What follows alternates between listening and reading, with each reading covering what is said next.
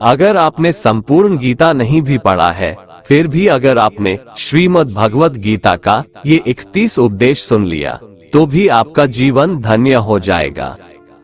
श्रीमद् भगवत गीता के पास दुनिया की हर समस्या का समाधान है, आपके हर सवालों का जवाब है।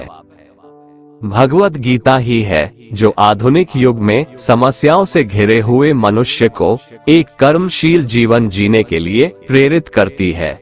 गीता ऐसे प्रेरणादायक संदेशों का महासागर है जो जीवन से निराश मनुष्य को आशाओं से भर देती है। श्रीमद् भगवत गीता एकमात्र ऐसा ग्रंथ है जो मनुष्य को जीने का सही तरीका बताती है। गीता जीवन में धर्म, कर्म और प्रेम का पाठ पढ़ाती है। श्रीमद् भगवत गीता का ज्ञान मानव जीवन और जीवन के बाद का जीवन दोनों के लिए उपयोगी माना गया है। भगवत गीता में कुल 18 अध्याय है और 700 श्लोक है, जिसे सभी के लिए पढ़ पाना थोड़ा मुश्किल है। इसीलिए आज के इस बेहद ही खास वीडियो में हम श्रीमद् भगवत गीता के 31 विचारों के बारे में बात करने वाले हैं, जिन्हें जानकर आपका जीवन पूरी तरह से बदल जाएगा। इसलिए इन विचारों को आप हर रोज जरूर सुने। तो चलिए जानते हैं भगवत गीता के 31 महत्वपूर्ण विचारों को। भगवान श्री कृष्ण कहते हैं, कर्म करो लेकिन फल की इच्छा मत रखो। अर्थात अपने सारे कर्म भगवान को समर्पित करके करो। जो लोग इस प्रकार से कर्म करते हैं वह कर्मयोगी कहलाते हैं।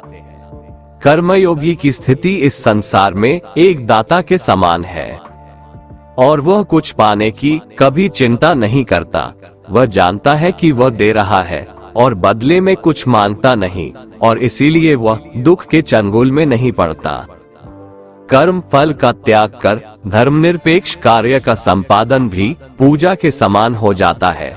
संसार का कोई भी कार्य ब्रह्म से अलग नहीं है, इसलिए कार्य की प्रकृति कोई भी हो, निष्काम कर्म सदा ईश्वर को ही समर्पित हो जाता है। पुनर्जन्म का कारण वासनाओं या अतृप्त कामनाओं का संचय है। कर्मयोगी कर्मफल के चक्कर में ही नहीं पड़ता, अतः वासनाओं का संचय भी नहीं होता। इस प्रकार कर्मयोगी पुनर्जन्म के बंधन से भी मुक्त हो जाता है और वह परमात्मा के परम धाम को प्राप्त होता है। मृत्यु का भय होना अज्ञानता है। मृत्यु सिर्फ इस नश्वर शरीर की होती है, लेकिन आत्मा अजर अमर है। शरीर के मारे जाने पर भी आत्मा का नाश नहीं होता।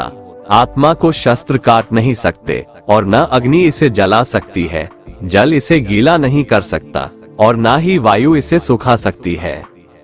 जिस प्रकार मनुष्य अपने पुराने वस्त्रों को त्याग कर नए वस्त्र धारण करता है, ठीक उसी प्रकार आत्मा पुराने व्यर्थ शरीर को त्याग कर नए शरीर को धारण करती है। ये प्रकृति का नियम है। इस सत्य को स्वीकार करके भयमुक्त होकर आज में जीना चाहिए। ज्ञानी व्यक्ति ना तो मरने वाले का शोक करते हैं और ना ही उनका शोक करते हैं जो अभी जिंदा है, क्योंकि वो जानते हैं जो मर गया वो फिर से जन्म लेगा और जो जिंदा है वो एक दिन जरूर मरेगा। भगवान श्री कृष्ण कहते हैं, मनुष्य का मन वायु की तरह चंचल है। यह मन ही है जो मनुष्य को काम वासनाओं की तरफ भटकाता रहता है। अगर जीवन को सफल बनाना है तो मन पर काबू करना बहुत जरूरी है। मन को वश में करने से दिमाग की शक्ति केंद्रित होती है, जिससे कार्यों में सफलता मिलने लगती है। गीता के अनुसार जिस व्यक्ति ने अपने मन पर काबू पा लिया, वह मन में पैदा होने वाली बेकार की चिंताओं और इच्छाओं से भी दूर रहता है। साथ ही व्यक्ति अपने लक्ष्य को भी आसानी से प्राप्त कर लेता है। अगर मन को वश में नहीं करोगे तो वह तुम्हारा सबसे बड़ा शत्रु बन जाएगा। जो मनुष्य सुख और दुख में शांत रहता है, जिसके राग, भय और क्रोध नष्ट हो गए हैं, जो मनुष्य शुभ और अशुभ वस्तु को पाकर न प्रसन्न होता है और न द्वेष करता है, जिन्होंने अपनी इंद्रियों को वश में कर लिया है, वह स्थिर बुद्धि मनुष्य मुनि के समान है। ऐसा मनुष्य स्थिर चित्त और इंद्रियों को वश में करके ज्ञान द्वारा परमात्मा को प्राप्त करके हमेशा संतुष्ट रहता है। हमेशा शक करने वाला व्यक्ति कभी शांति प्राप्त नहीं कर पाता है। वह ना तो इस लोक में धन, ऐश्वर्य या यश की प्राप्ति कर सकता है और ना ही परलोक में स्वर्ग की प्राप्ति कर सकता है, क्योंकि जब तक मनुष्य किसी भी विषय में संशय युक्त रहता है तब तक वह उस विषय में सफलता नहीं पा सकता। इसलिए संदेह करने से बचें। क्रोध मनुष्य को नरक की ओर ले जाने वाला द्वार है।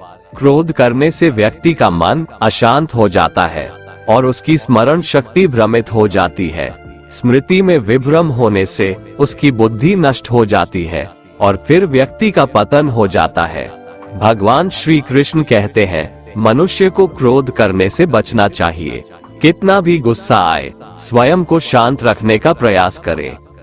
भगवान श्री कृष्ण कहते हैं, जिस प्रकार समुद्र की स्थिति अचल है, भारी से भारी आंधी तूफान आने पर या अनेक नदियों के जल प्रवाह उसमें प्रविष्ट होने पर भी वो अपनी स्थिति से विचलित नहीं होता, मर्यादा का त्याग नहीं करता, उसी प्रकार परमात्मा के स्वरूप में स्थित योगी की स्थिति भी सर्वथा अचल होती है।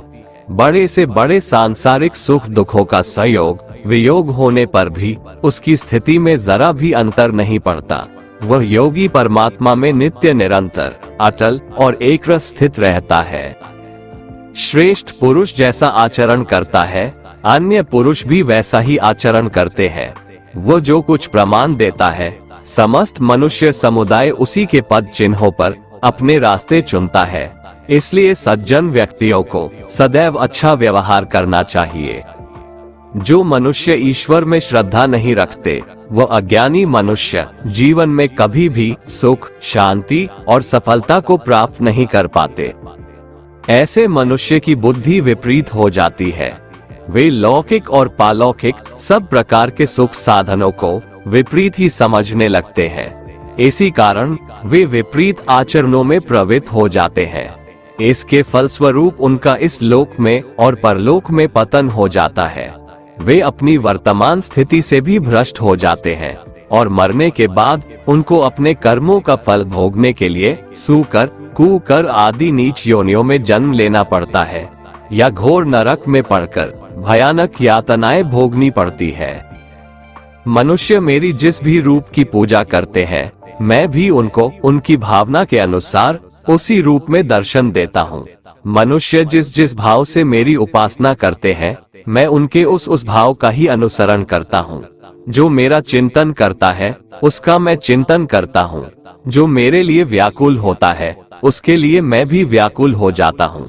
जो मुझे अपना सर्वस्व अर्पण देता है, मैं भी उसे अपना सर्वस्व अर्पण कर देता हूँ। न तो मैं किसी के भाग्य का निर्माण करता हूँ और न ही किसी के कर्मफल का निर्माण करता हूँ। मनुष्य अपने द्वारा किए कर्मों का ही फल भोगता है और उसी से उसके भाग्य का निर्माण होता है। मनुष्य स्वयं ही अपना मित्र है और स्वयं ही अपना सबसे बड़ा शत्रु भी है।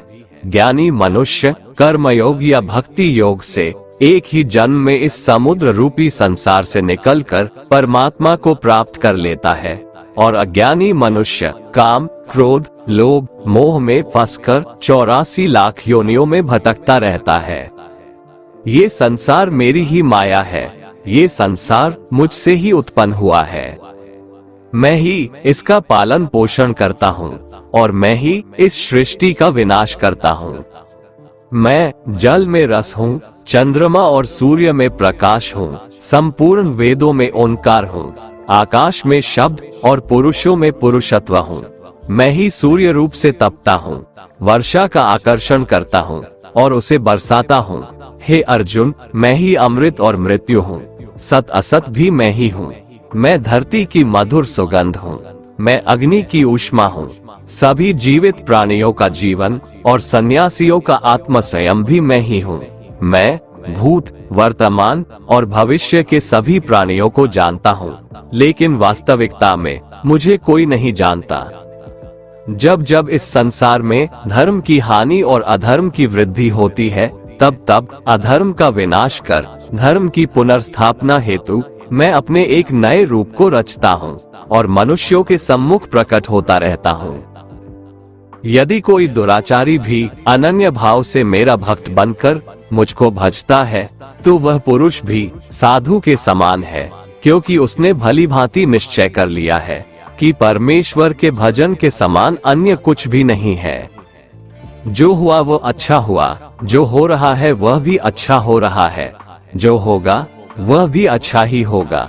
जो बीत गया उसका तुम पछतावा ना करो और भविष्य की चिंता भी ना करो, अभी तो वर्तमान चल रहा है। जिस प्रकार प्रकाश की ज्योति अंधेरे में चमकती है, ठीक उसी प्रकार सत्य भी चमकता है। इसलिए व्यक्ति को सदैव सत्य के मार्ग पर चलना चाहिए। कितना भी बुरा वक्त आ जाए, कभी विचलित नहीं होना चाहिए, बल्कि डटकर उसका सामना करना चाहिए, क्योंकि इस संसार का नियम है, जो आया है उसे दुख का सामना करना पड़ेगा। रोने से और चिंता करने से कोई फायदा नहीं होने वाला है, बल्कि इससे दुख और बढ़ेगा। कोई आदमी चाहे लाख चीजें जान ले, चाहे वो पूरे जगत को जान ले, लेकिन अगर वह स्वयं को नहीं जानता तो वह अज्ञानी है। मानव कल्याण ही भगवत गीता का प्रमुख उद्देश्य है। इसलिए मनुष्य को अपने कर्तव्यों का पालन करते समय मानव कल्याण को प्राथमिकता देना चाहिए। श्री कृष्ण कहते हैं, जो तुम्हारा साथ देता है तुम उसका साथ दो, जो तुम्हें धोखा देता है तुम उसे त्याग दो। जहाँ बारिश ना हो वहाँ फसल खराब हो जाती है, और जहाँ संस्कार ना हो वहाँ नस्ल भी खराब हो जाती है। हे अर्जुन, वह जो वास्तविकता में मेरे उत्कृष्ट जन्म और गतिविधियों को समझता है, वह शरीर त्यागने के बाद पुनः जन्म नहीं लेता और मेरे परम धाम को प्राप्त होता है। वह व्यक्ति जो सभी इच्छाएं त्याग देता है और मैं और मेरा की लालसा और भावनाओं से मुक्त हो जाता है, उसे अपार शांति की प्राप्ति होती है। जिस मनुष्य के अंदर ज्ञान की कमी और ईश्वर में श्रद्धा नहीं होती, वो मनुष्य जीवन में कभी भी आनंद और सफलता को प्राप्त नहीं कर पाता। ईश्वर ने हमें जो कुछ भी दिया है वही हमारे लिए पर्याप्त है, और यही एक अटल सत्य भी है। ईश्वर से किए गए प्रार्थना से इंसान की परिस्थिति या तकदीर बदले या ना बदले, पर उस प्रार्थना से इंसान के चरित्र में जरूर बदलाव आता है। बात इतनी मधुर रखो कि कभी वापस भी लेनी पड़े तो आपको कड़वी न लगे। खुद में थोड़ा स्वाभिमान होना जरूरी है, वरना लोग आपको वहां भी दबाने की कोशिश करेंगे जहां आपका अधिकार है। जब तक तुम अपने आप से नहीं हार जाओ, तब तक दुनिया की कोई ताकत तुम्हें हरा नहीं सकती है। कमजोर तुम नहीं, तुम्हारा वक्त है, और वक्त सबका बदलता है। तुम बस अपना कर्म करते जाओ। जिसने कभी संकट नहीं देखा, उसे अपनी ताकत का कभी एहसास नहीं होगा। जो दूसरों की तकलीफों को समझते हैं, जिनमें दया है, जो दिल से अच्छे हैं, उन्हें दोबारा जन्म नहीं लेना पड़ता है। किसी को कुछ देकर घमंड मत कर, क्या पता तू दे रहा है या पिछले जन्म का कर्ज चुका रहा है। चुप रहने से बड़ा कोई जवाब नहीं होता, और माफ कर देने से बड़ी कोई सजा नहीं होती। जिस मनुष्य के पास सब्र की ताकत है, उस मनुष्य की ताकत का कोई मुकाबला नहीं कर सकता। हमारी व्यर्थ की चिंता और मन का भय एक ऐसा रोग होता है जिससे हमारी आत्मीय शक्ति बिखर जाती है। मनुष्य को जीवन की चुनौतियों से भागना नहीं चाहिए, और न ही भाग्य और ईश्वर की इच्छा जैसे बहानों का प्रयोग करना चाहिए। किसी पर विश्वास करना हो तो उनकी बातों पर नहीं, उनकी हरकतों पर ध्यान दो। गुस्से के वक्त थोड़ा रुक जाने से और गलती के वक्त थोड़ा झुक जाने से जिंदगी और भी आसान हो जाती है। भगवान श्री कृष्ण कहते हैं, जो मनुष्य मुझे जान लेता है वह जन्म मरण के बंधनों से मुक्त हो जाता है। जो मनुष्य भगवत गीता को पढ़कर उस पर अमल करता है, उसके सारे दुष्कर्मों का प्रभाव समाप्त हो जाता है। संयम, सदाचार, स्नेह एवं सेवा, ये गुण सत्संग के बिना नहीं आते। जो भाग्य में है वो भाग कर आएगा, और जो भाग्य में नहीं है वो आकर भी भाग जाएगा। जैसे हवा के झोंके नाव को भटका देते हैं, वैसे ही मनुष्य की इच्छाएं बुद्धि को भटका देती है। एक समझदार व्यक्ति वही है जो दूसरों को देखकर उनकी विशेषताओं से सीखता है, उनसे तुलना और ईर्ष्या नहीं करता। जीवन में हार जीत लगी रहती है, लेकिन सफलता सिर्फ उसी व्यक्ति को मिलती है जो अपनी गलतियों और हार से सीख लेकर आगे बढ़े। हार कर निराश होना किसी भी समस्या का हल नहीं है। केवल ज्ञान ही एक ऐसा अक्षय तत्व है जो कहीं भी, किसी भी अवस्था में और किसी भी काल में मनुष्य का साथ नहीं छोड़ता। धरती पर जिस प्रकार मौसम में बदलाव आता है, उसी प्रकार जीवन में भी सुख दुख आता जाता रहता है। युद्ध हो या जीवन, सफलता केवल 3 शस्त्रों से प्राप्त होती है: धर्म, धैर्य और साहस। कोई भी मनुष्य जन्म से नहीं, बल्कि अपने कर्मों से महान बनता है। कुछ पाना है तो खुद पर भरोसा कीजिए, क्योंकि सहारे कितने भी सच्चे और अच्छे हो, साथ छोड़ ही जाते हैं। मित्र गरीब है या अमीर मायने नहीं रखता, बल्कि वो आपके बुरे समय में आपका साथ कितना देता है, यह मायने रखता है।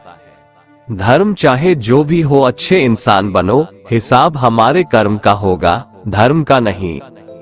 जो मनुष्य मुझसे परम प्रेम करके इस परम रहस्य युक्त गीता शास्त्र को मेरे भक्तों में कहेगा, वो मुझको ही प्राप्त होगा, इसमें कोई संदेह नहीं है।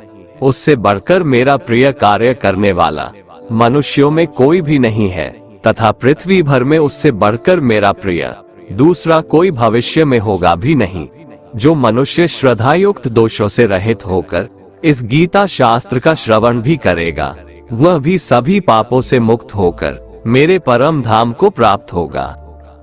दोस्तों, अगर आपको हमारा ये वीडियो पसंद आया तो कमेंट में जय श्री राधे कृष्ण लिखें, और ऐसे ही प्रेरणादायक वीडियो देखने के लिए हमारे चैनल को सब्सक्राइब कर लें। जय श्री राधे कृष्ण।